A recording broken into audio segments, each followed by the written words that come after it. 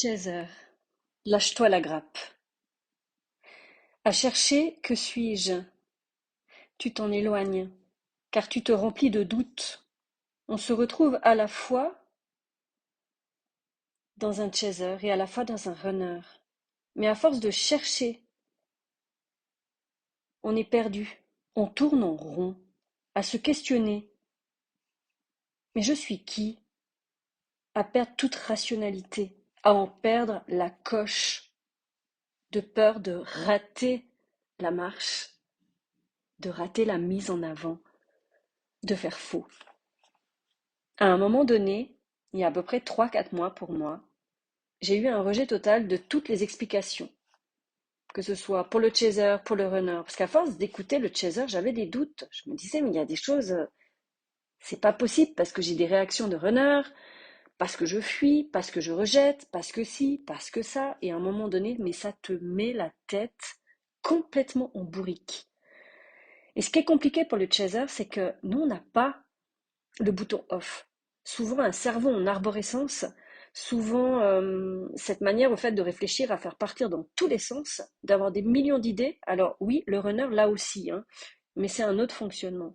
Mais simplement pour dire que à force de se questionner comme ça, à force de chercher à l'extérieur, on n'a jamais la confirmation intérieure puisqu'on est déconnecté de notre corps, de notre enveloppe corporelle qui nous sert d'instinct, contrairement à l'autre. Donc en fait, dans chacune des explications, tu te retrouves. Mais plus tu te retrouves dans le runner, plus tu te retrouves dans le chaser, plus tu te retrouves dans le yin, plus tu te retrouves dans le yang, plus tous les noms qui ont été rajoutés, plus tu te perds.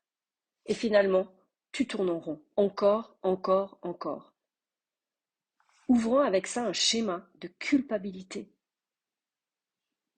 De devenir complètement gaga et de te dire, mais en fait, je ne sais pas qui je suis. À mettre encore plus de doutes et encore plus de culpabilité. C'est vrai que moi j'avais commencé à douter, à ne plus savoir qui j'étais, à en avoir la nausée parfois. Donc oui, me remplir de culpabilité, de replonger, d'être si mal parfois, et parfois si libre, des hauts, des bas si forts encore, avec cette question. Mais quand est-ce que ça va se terminer? Tu sais, en format caché. Quand est-ce que ça va reprendre normalement la vie? Mais quelle illusion! J'en ai appris beaucoup, expérimenté beaucoup, ressenti beaucoup, eu des échanges et partages qui me rappelaient mon autre, dans des attitudes, mais les miennes aussi, parfois comme si je réagissais comme lui. Quel meilleur apprentissage que d'expérimenter en live. Je crois que de se nommer, s'identifier, je suis chaser, je suis runner, je suis yin, je suis yang, enfoui, enfonce, mais des doutes encore et encore plus profonds sur des sujets qu'on ne se posait même pas la question avant ça, à se perdre. Et je pense que ça prolonge la période où finalement on ne se connaît pas, on ne s'écoute pas, on ne se ressent pas. Donc ça nous éloigne encore plus de nos profondeurs et encore plus de notre essence et de notre nature. On cherche le plus souvent à comprendre ce que fait l'autre. Qui est l'autre? Pourquoi on ne le ressent pas? Pourquoi il nous rejette? Pourquoi il est en silence? Pourquoi il nous abandonne? Pourquoi il ne se bouge pas? Tant de pourquoi sans réponse. T'as pas l'impression d'avoir la nausée qui te monte là? Amenant colère, frustration, rejet, tristesse, tout ce qui éloigne du cœur, de l'amour, et accentuant les doutes du lien, de soi, de la source, de l'autre, mais se coupant de toute intuition innée, celle qui est déjà là à l'origine, celle qui est en lien avec le cœur. Donc le doute ne fait pas bon ménage avec le mental déjà très contrôlant du chaser, n'ayant pas ce bouton off, comme je te l'ai dit, engrammé pour le runner, poussant les émotions à s'emballer, à vriller, ressentant encore plus l'insécurité, la peur et la perte de foi, de confiance en tout, nous figeant encore plus sur place, sans mouvement, en choisissant de rejeter son autre, ce lien, l'amour, se blottissant encore plus dans les profondeurs, aveuglé, englué dans cette 3D, en fuite de son corps encore plus, en se dévalorisant, en se rabaissant, en ne s'aimant pas, en se rejetant totalement en fait, confirmant ainsi la super belle croyance je ne mérite pas, je n'en suis pas capable, etc. et allumant cette fonction Calimero en boucle et répétition activée. Ce qui fait qu'à chaque fois, tout est extériorisé à l'extérieur, avec l'entourage, avec d'autres personnes, avec d'autres chasseurs. Et à chaque fois, à parler, à parler, à parler. Mais à un moment donné, à force de parler, qu'est-ce qui se passe? On ne fait pas silence. Et sais-tu que c'est dans le silence, au fait, que tu t'entends et que tu peux percevoir ce qui se passe à l'intérieur de toi? Oui, uniquement dans le silence. Mais heureusement que ton autre est dans le silence. Parce que sinon, ce serait encore pire. Foutez-vous la paix. On se retrouve encore plus à se contrôler, à mentaliser, effrayé de faire faux, de se tromper et surtout de rater l'opportunité du retour. Gâché si on s'est planté. Ça sera de notre faute encore, car on n'a pas assuré. Je suis sûre que tu connais ça. Il n'y a jamais d'erreur, et pour en faire, il y a des choix à faire, des choses à acter. Tu sais, c'est plus la petite fille. Alors là, je te parle au féminin, mais après, tu associes ça comme tu le souhaites, d'accord? Parce que comme on nous a interdit de faire, on nous a toujours pris par la main et on a suivi. Donc là, au fait, de faire des choix, de poser des actes, c'est très compliqué pour nous. Ça nous met dans une terreur, la peur de se tromper, de faire faux.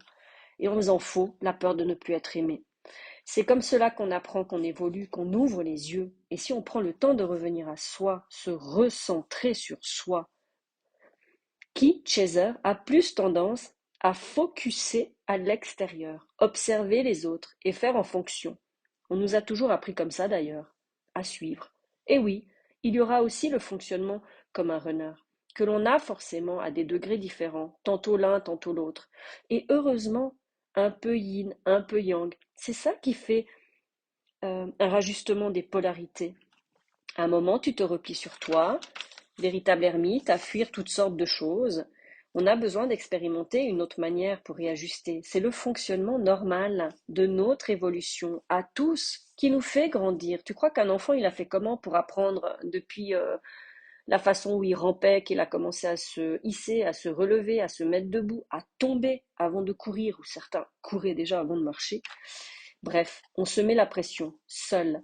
Il n'y a plus personne au-dessus de nous en principe pour le faire, à part la notion de temps, l'impatience, l'exigence que l'on doit et qu'il faut, et le stress, les peurs de ne pas y arriver, de tout gâcher et d'en être incapable. Oui, au tout début, tu penses mourir même, ne pas y arriver, disparaître sous ton duvet et laisser l'extérieur gérer. Une fuite, une totale grande fuite. Le rejet des difficultés, le rejet des responsabilités à prendre, le rejet des choix à faire. Oh non, ça c'est trop dur. Alors, on suit à la lettre pour ne pas se planter, mais on se déconnecte en réalité de notre intuition innée, comme je te l'ai déjà dit. Augmentant les doutes, oui, je sais. Oh, je sais plus. Oh, je suis nul. Oh, j'en sais rien. Pleurer, se rejeter, se culpabiliser, s'éloignant de son cœur, son corps, perdu, vide. Et on accueille, on se relève, on avance, encore et encore, jusqu'à ce que cet état d'équilibre reste de plus en plus longtemps, qu'on se remet à rire, à vivre, qu'on en parle de moins en moins, qu'on regarde de moins en moins de vidéos à ce sujet, que lorsque l'on se fait du bien, on demande des choses que pour soi, on se recherche, on fait connaissance enfin, et plus on le fait, plus on kiffe et plus on se sent mieux. Plus on le remarque à l'extérieur aussi, que l'énergie dégagée a changé, qu'on rencontre des nouvelles personnes, qu'on a des nouvelles situations, qu'on passe de plus en plus de moments fun avec la pensée entièrement là, qu'on est présent pleinement avec les autres, qu'on vibre, qu'on kiffe sa vie seul de plus en plus, qu'on ose de plus en plus, qu'on sort de ses peurs, qu'on passe des stades, des paliers, qu'on va plus loin, qu'on se challenge plus. Ça n'empêche pas de temps en temps, en fait, de pleurer l'autre, encore, d'être en colère contre la vie, l'autre et soi. Et tu sais quoi?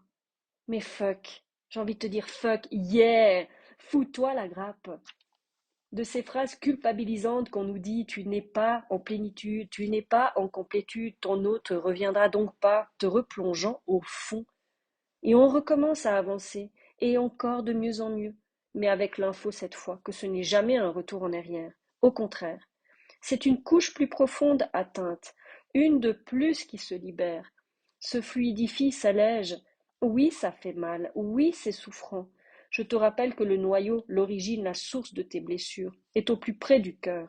Si ce n'était pas si douloureux, crois-tu qu'on aurait mis en place une structure mentale si rigide, si présente, un système de contrôle digne d'une des meilleures agences d'agents secrets du monde? Non, en un claquement de doigts, ça devrait être réglé. Page tournée, comme à l'époque. On passe à autre chose. Next. Eh ben non. Là, ton processus d'éveil est en route. Un choix de ton âme. On l'a choisi. Et tu sais quoi? Il n'y a pas de retour en arrière. Et ça, tu le vois petit à petit sur le chemin. On a décidé d'être soi-même. On a décidé au fait qu'on le soit sans que plus personne ne se permette ou s'autorise quoi que ce soit sans notre accord. On reprend notre pouvoir souverain. Dois-je te rappeler qu'on est en train de libérer avec nos âmes tous des années et tous des lignées de servitude, de soumission, de sacrifice?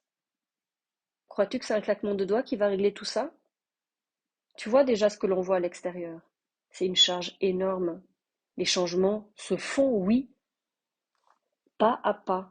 C'est comme nous. On déconstruit notre lignée depuis des lustres, notre karma qu'on s'est collé depuis des années-lumière, notre enfance qu'on s'est interdit en se mettant derrière des tonnes et des tonnes de protection, pensant qu'on serait en sécurité, en survie. C'était notre pensée d'enfant, qui est totalement illusoire aujourd'hui adulte.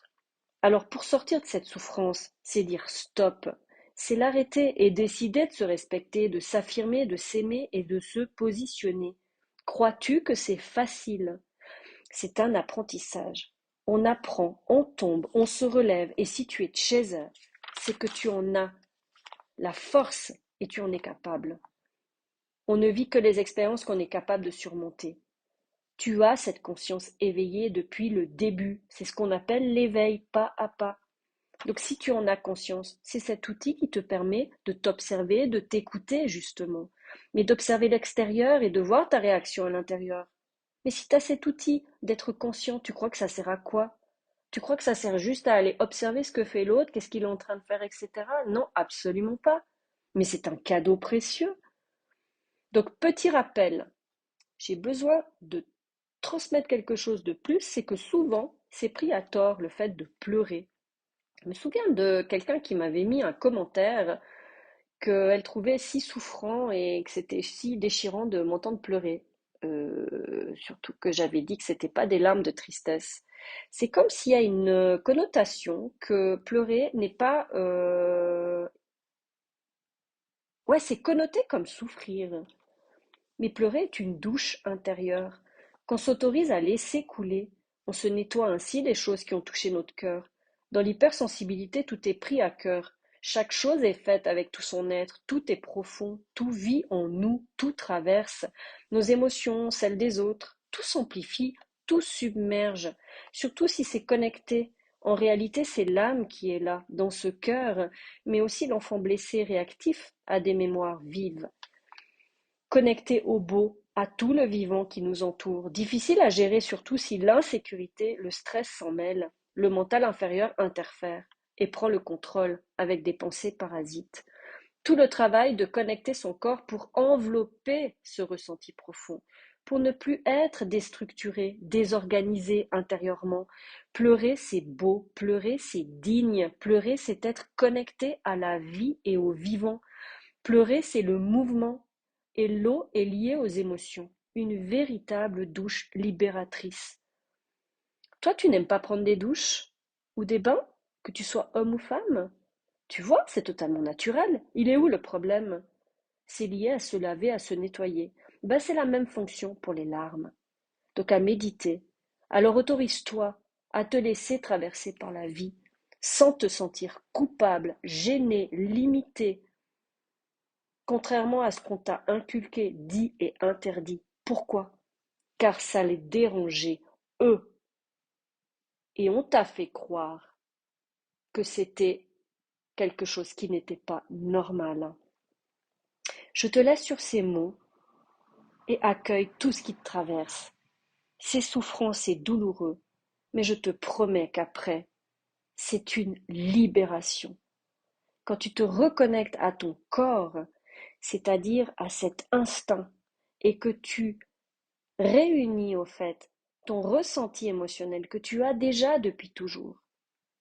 C'est la forme et le fond qui se rejoignent en toi. C'est ton union, ta réunion en toi.